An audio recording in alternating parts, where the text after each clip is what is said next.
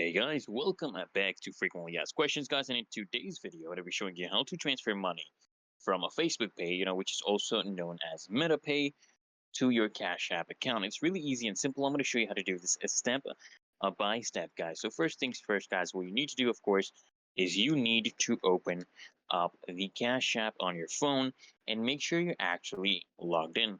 Okay, if you don't have a Cash App account yet, guys, you just download it from the App Store or Google Play Store and just create an account.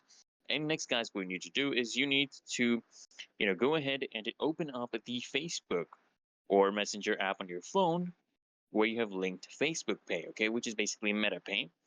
And in the Facebook or Messenger app, go to the payment section, okay?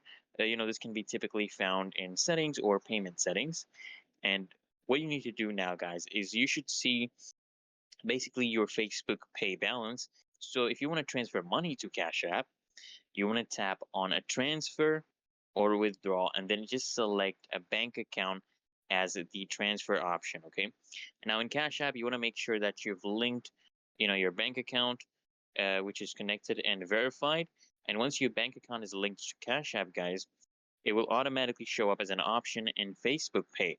So what I need you to do is I need you to select your linked bank account and complete the transfer. And the money will be sent from Facebook Pay to your bank account.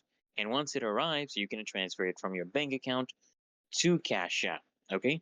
Alternatively, guys, what you can do is you can directly link your Cash App account to Facebook Pay by adding it as a payment method in the payment method section of the Facebook app. Okay. So this will allow you to send money directly to Cash App without needing to go through the bank.